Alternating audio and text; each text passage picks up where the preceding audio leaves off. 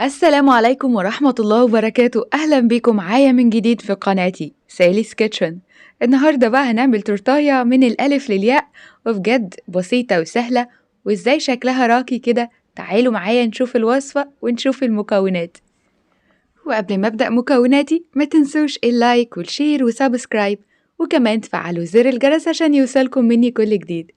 وعلى طول في وصفتي النهاردة احتجت 12 بيضة حطيتهم في بولة فاضية، وكمان كوباية كبيرة من السكر البودر معادل كوباية وربع من كوبايات الشاي العادية.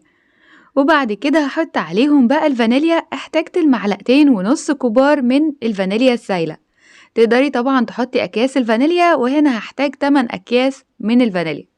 وبعد كده ضربتهم بالمضرب الكهربائي، لازم أضرب فيهم كتير جدا عشان يتضاعف حجمهم زي ما احنا شايفين، يعني تضاعف 3 أو 4 أضعاف البيض اللي موجود. وهو ده بقى شكله بعد 8 دقايق من الضرب بالمضرب الكهربائي.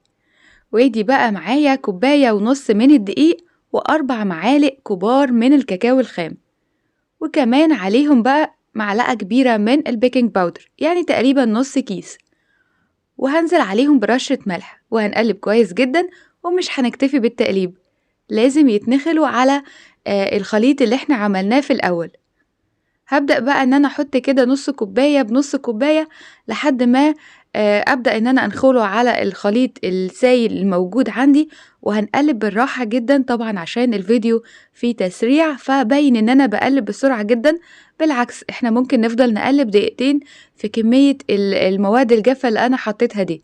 يعني حاولي تقلبي بالراحة جدا عشان أنا مش عايزة أخرج أي هوا من الكيك اللي موجود عندي أو الخليط اللي موجود عندي.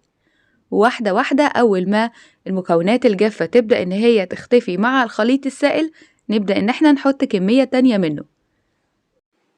وهنفضل نعمل المراحل دي كذا مرة لحد ما الخليط عندي يبقى ده شكله، وهو ده القوام بتاعه، يعني هيبقى أتقل من قوام الكيكة حاجة بسيطة. وتعالوا ننتقل للخطوة التانية. هنبدأ إن احنا ناخد قطعة من ورق الزبدة تكون مستطيلة بالشكل ده، علشان نبدأ نعمل أطراف للقالب أو الحلة اللي موجودة اللي هقدر إن أنا أعمل فيها الكيك الإسفنجي بتاعي. وبعد ما عملت قطعتين مستطيلة، نبدأ إن احنا ناخد قطعة مربعة كبيرة علشان نعمل الحتة اللي هي بتاعة الحلة أو الدورية بتاعة الحلة الدائرية. طبعا نقدر إن احنا نقصها على حجم الحلة لما قلبتها، ولكن في طريقة أسهل إن احنا نتني كده الورق نصين وبعد كده لأربع تربع، وبعد كده نبدأ إن احنا نقسمه تمن وربع زي ما احنا شايفين بالطريقة دي، لحد ما شكل ورق الزبدة هيكون عامل زي القرطاس أو المثلث الكبير. ونبدأ ناخد من نص الصينية أو القالب أو الحلة اللي موجودة عندي، وناخد المقاس للآخر، وبعد كده هنقص الأطراف. وتعالوا بقى نفتح الورقة علشان نتأكد إن مقاس الورقة اللي احنا هنحطها في الحلة هي نفس المقاس. وبعد كده قطعة زبدة أو سمنة أو زيت، نقدر إن احنا بأي مادة دهنية نحطها في الصينية أو الحلة علشان الورق يلزق فيها كويس وما يضايقناش واحنا بنصب الخليط. وزي ما احنا شايفين أنا بدأت إن أنا ألزق كل الورق اللي احنا عملناه، وهحتاج قطعة من الورق صغيرة عشان أقفل الدايرة بتاعة الحلة.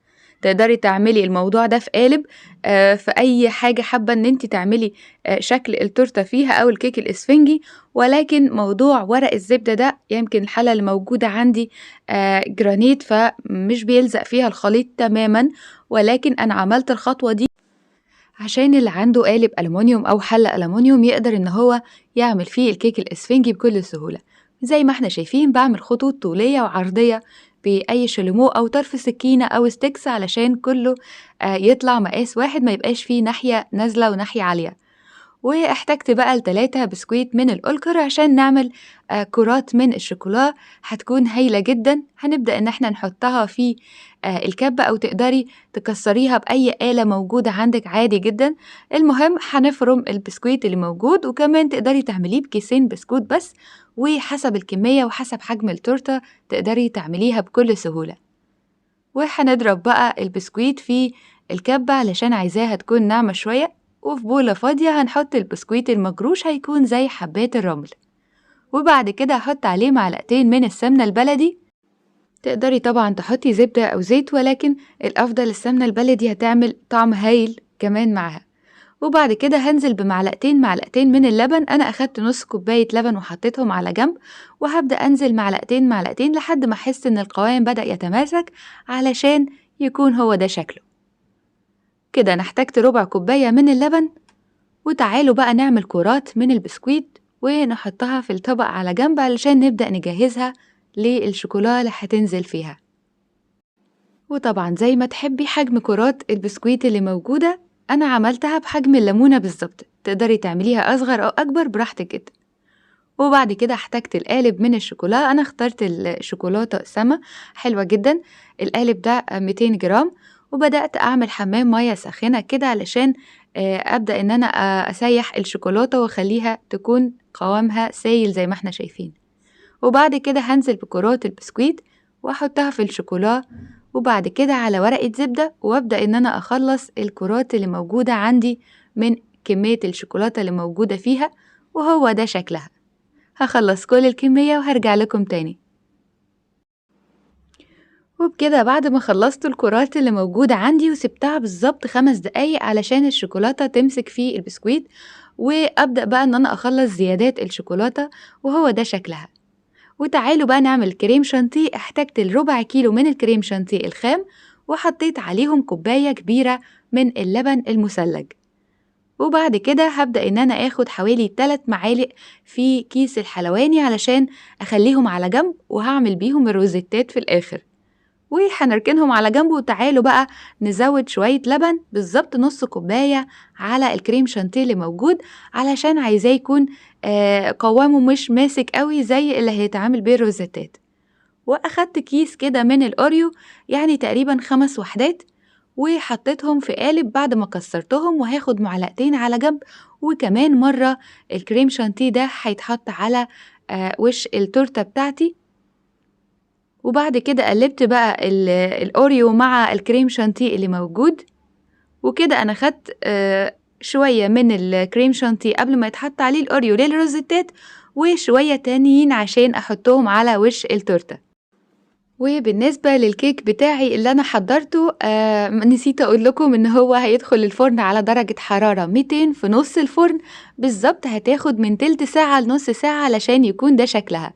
وطبعا سبتها الليلة كاملة. لو حابة تعمليها في نفس اليوم، حاولي تعمليها قبل ما تزينيها بحوالي 3-4 ساعات علشان يكون أفضل. ولما خلصت ورق الزبدة، بصوا ازاي من جوه هشة وجميلة، وبجد رائعة. ورق الزبدة طلع بكل سهولة. وهنا أنا بجهز السيرب بتاعها اللي هحطه. تقدري تحطي أي سيرب. أنا السيرب اللي اخترته كان معلقتين من النسكويك على 3-4 معالق مية. تقدري تحطي الكاكاو الخام عادي على مية، مفيش أي مشكلة. تقدري تحطي نسكافيه، كيس من النسكافيه على معلقتين 3 مية، وتخلطيهم وتحطيهم في إزازة زي اللي احنا شفناها، اللي هي بتاعة الكاتشب أو المايونيز أو الحاجات دي. تقدري إن انتي تحطيها فيهم عشان تصبي كده زي ما أنا ما بعمل السيرب ده. وكمان حطيت بالظبط طبقتين دلوقتي من الكريم شانتيه اللي كان مخلوط مع الأوريو، وفردتهم على السطح زي ما احنا شايفينها كده. وخلاص آخر طبقة، وما بين كل طبقة وطبقة هبدأ إن أنا أحط السيرب ده، علشان تكون التورتة من جوه جوسي، وزي ما بنشوفها برا بجد بتكون رائعة. وخلاص أنا كده شربت التورتة بتاعتي. وتعالوا عند آخر طبقة من الكريم شانتيه. لو تفتكروا المعلقتين 3 اللي شلناهم على جنب، علشان يكونوا صافيين مفهومش أوريو، عشان يساعدني في الفرد على وش التورتة. تقدروا طبعا تعملوها بالأوريو، ولكن أنا حبيت إن يكون السطح يكون سادة شوية، علشان يسهل عليا عملية الفرد بكل سهولة. وبعد كده فردت الكريم شانتيه على الكيك اللي موجود. وتعالوا للخطوة التانية. أخدت كده قطعة مستطيلة من ورق الزبدة أو أي كيس بلاستيك عندكم، مفيش مشكلة. وبدأت أحط عليه جزء من الشوكولا اللي اتبقت من الكرات بتاعة البسكويت، وعملت خطوط طولية وعرضية زي ما احنا شايفين، واستنيت عليهم دقيقة بالظبط. وهبدأ ألزقها على أطراف الكيك. وكمان دقيقتين تانيين هابدأ إن أنا أسيب الورق ده على التورتة علشان تبدأ إن هي تاخد الشكل وتاخد اللفة الدائرية بتاعة الكيك اللي موجود عندي. وبدأت أخلص ورق الزبدة بكل سهولة. بصوا إزاي عملت سور من الشوكولا راقي جدا، تقدري تعملي الأشكال اللي انت عايزاها بالشوكولاتة دي. وشوية الشوكولا اللي اتبقوا تقدري تحطيهم على وش الكرات، أو لو ما اتبقاش مفيش مشكلة، هي شكلها راقي جدا، ولكن حبيت أعمل خطوط على الكرات دي هتغير الشكل شوية. وبعدين تعالوا بقى عند كيس الحلواني اللي كان فيه كريم شانتيه. هي دي الروزيتات اللي احنا عايزين نعملها. هنعمل روزيتات على أطراف الكيك كله كامل. وبعد ما خلصت الروزيتات وعملت روزيتات طولية علشان أبدأ أحط عليها الأوريو، هبدأ أرص الكرات بتاعة البسكويت اللي موجود عندي. بالمناسبة نقدر نحط روشيه أو نقدر نحط أي نوع من البسكويت، مفيش مشكلة خالص، مش شرط الكرات، ولكن حبيت أعملها لكم بالشكل ده النهاردة. هنا هنرص كرات البسكويت بالشوكولا على التورتة من فوق. وخلاص تعالوا بقى نعمل روزيتا كده في النص، وتقدروا تسيبوها كده سادة من غير أي حاجة، ولكن هي تورتة أوريو فكان لازم يكون الموضوع فيه أوريو شوية. قبل ما أحط الأوريو حطيت معلقة من الكراميل عشان أعزز الطعم والشكل، وتقدروا تستغنوا طبعا عن الكراميل عادي جدا.